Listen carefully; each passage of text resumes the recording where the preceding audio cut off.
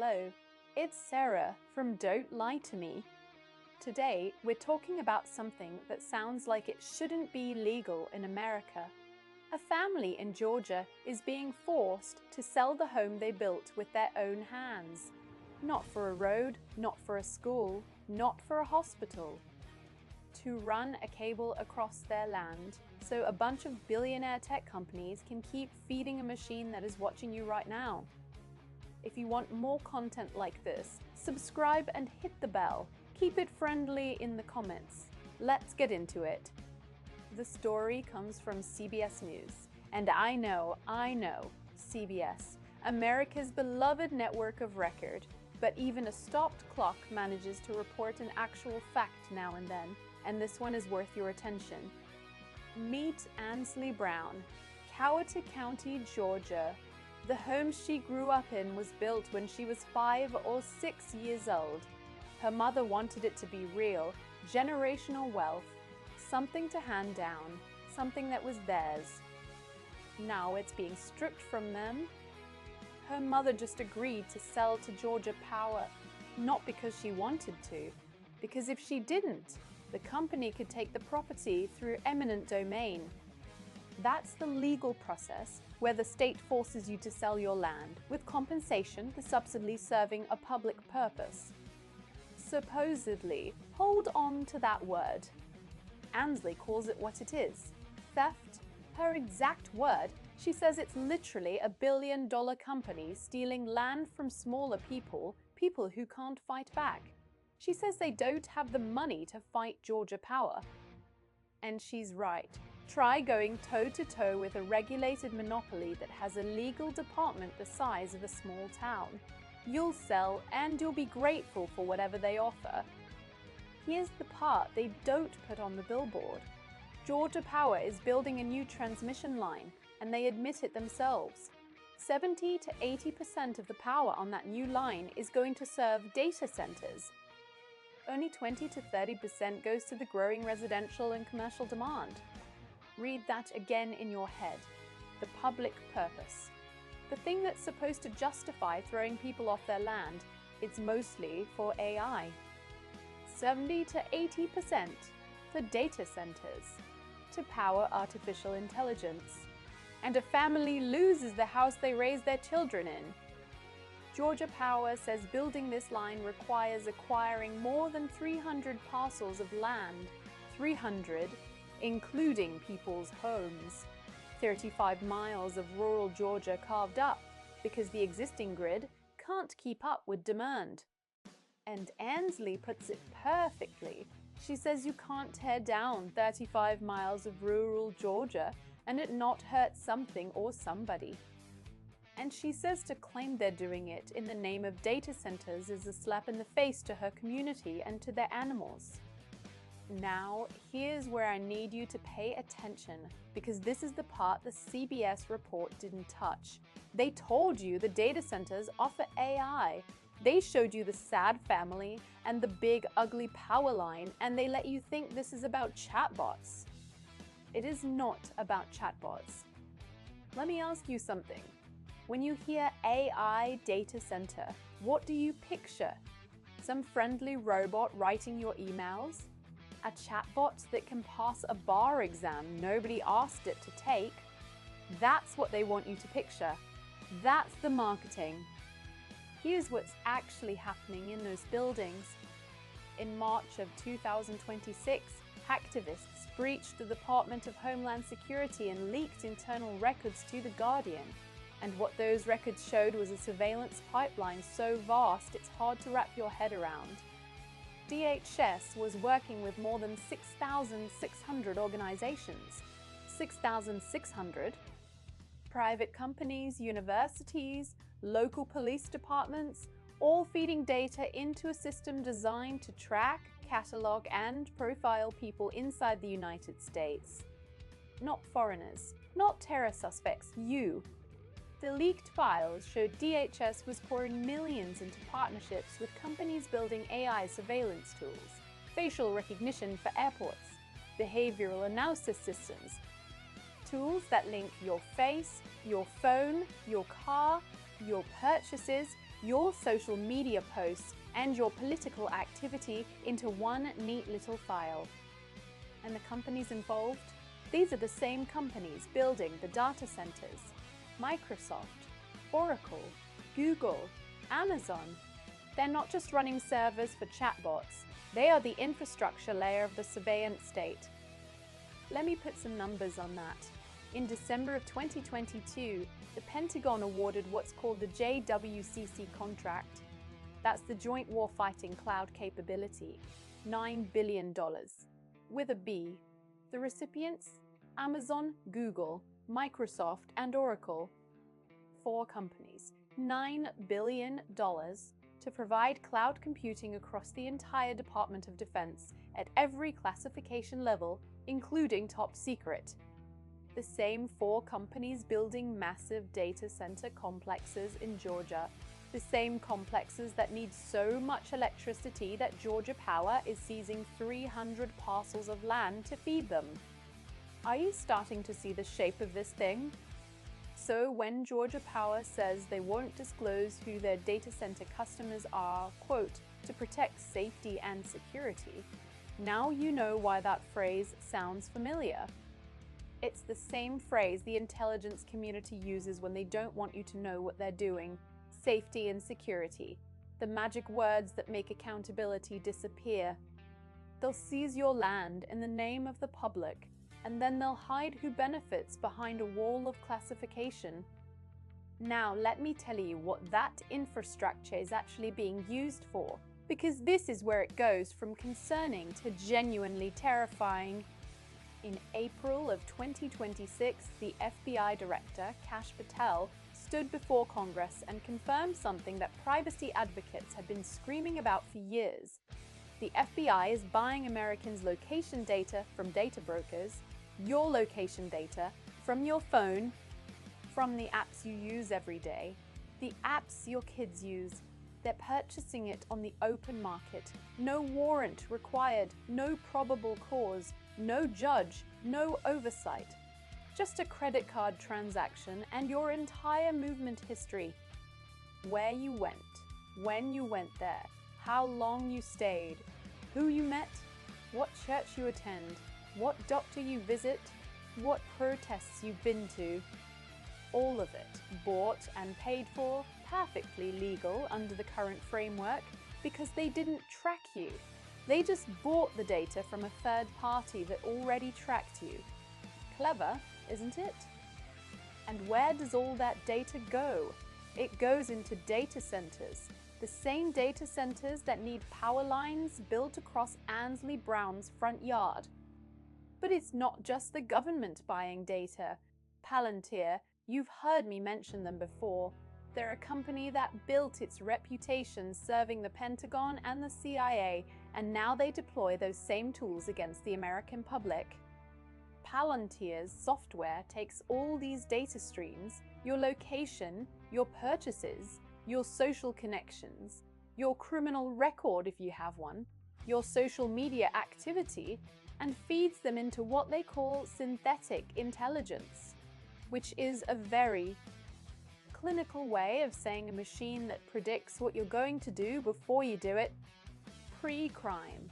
That's what it is, a pre-crime system, running on servers powered by the electricity that cost a family their home. And it's not just Palantir. Axon makes the body cameras your local police wear, and they're stitching AI into them. Flock Safety installs automated license plate readers on poles across small-town America, scanning every car that drives by, building a database of where every vehicle has been, every day. These aren't hypotheticals. These are deployed systems operating right now in towns just like Coweta County, Georgia. The ACLU has warned that these systems constitute, in their words, a digital panopticon. A prison where the inmates can't see the guards, but the guards can see everything, and they're right. So let me reframe this story for you, because I think the CBS version, well-intentioned as it may have been, missed the point. A family loses their home, Georgia Power takes it through eminent domain. They build a transmission line. That line feeds a data center. The data center is operated by companies that hold $9 billion in Pentagon cloud contracts. Those companies process data from your phone, your car, your camera feeds, your social media, your purchase history. That data is used by DHS, the FBI, local police, and private AI firms to track your movements, predict your behavior, and build a permanent file on you. And Ansley's mother gets an electricity bill. That's the trade. That's what's happening. Your land, your privacy, and your freedom exchanged for an infrastructure that watches you. Now let's talk about scale, because this isn't just Georgia. The International Energy Agency estimates that data centers were already consuming around 460 terawatt-hours of electricity globally. They project that could roughly double within a few years. A single request to an AI system uses about 10 times the electricity of a normal search. Every time someone asks a chatbot to write a polite email, 10 times the energy. And somewhere, a transmission line gets built across someone's property. The grid can't keep up, so utilities reach for eminent domain because it's the fastest way to get what they need. And the people who get crushed are the ones who can't afford a lawyer. Georgia is ground zero. It's become one of the biggest data center markets in the country. Cheap land, cheap power, a utility that'll bend the rules for you. Microsoft, Google, Meta, Amazon, the whole crowd, they've all set up shop. And they all need more electricity, and they need it now, and they don't care whose name is on the deed. Now let's talk about the language, because the language is where the real sleight of hand happens. Holly Lovett, the Georgia Power spokesperson, says eminent domain is, quote, always a last resort, and it's something they never want to do.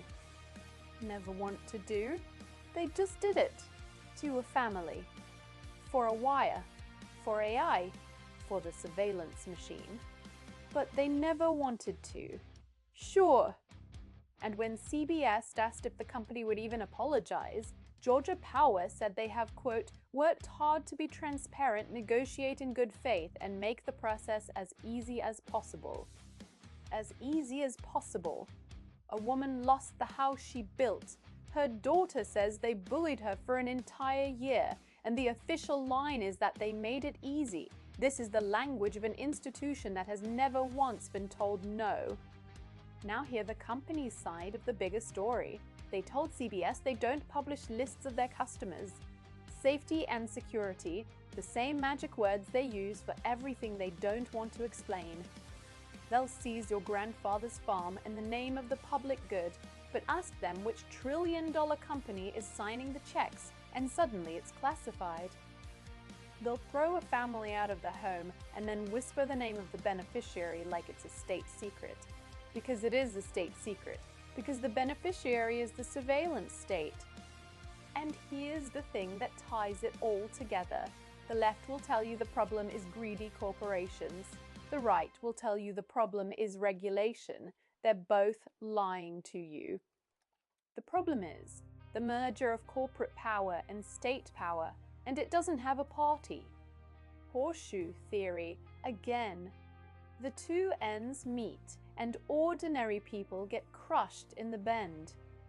A regulated monopoly, Georgia Power, uses a government's power, eminent domain, to seize private land from regular people, to sell electricity to tech giants who hold $9 billion in defense contracts, who process surveillance data for the FBI and DHS, who feed predictive policing systems to your local police department.